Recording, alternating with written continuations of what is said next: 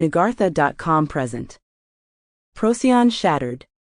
Mallory Sajean 1. A space opera and adventure audiobook, written by Philippe Mercurio. Copyright 2023, all rights reserved. Chapter 1. Anger. Mallory Sajean walked into the Railer, one of the poshest restaurants in Nagartha, with a determined step. Just past the entrance, she found herself in a vast room lined with arches.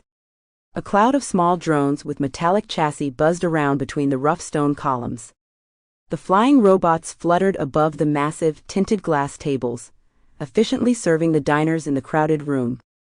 Several faces turned toward Mallory. The athletic young woman, with black hair cut in a medium bob, could see that her appearance was attracting some interest. Instead of ignoring the onlookers, she stared back with her dark, slightly slanted eyes. A small smile flickered across her face when her unexpected demeanor compelled them to hastily turn their attention elsewhere. She had no trouble finding the man she had come to meet. With his garish green clothes, Vale LeBrain stood out from the rest of the guests like a parrot in a flock of doves.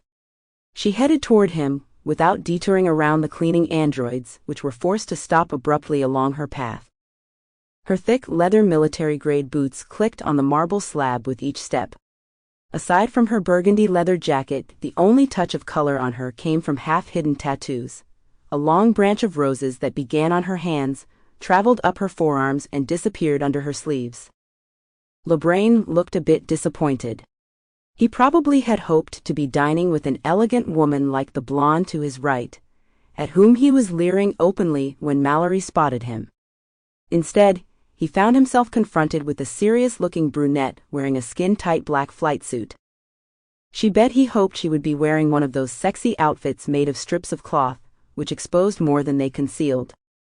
"I should have known," he said by way of salutation. "You haven't changed." That didn't stop him from appraising her harmonious curves when she came to a stop in front of him. Having noticed the movement of her host's green eyes, Mallory was already dying to slap him. Not being inclined to allow herself to do so, she restrained herself with difficulty.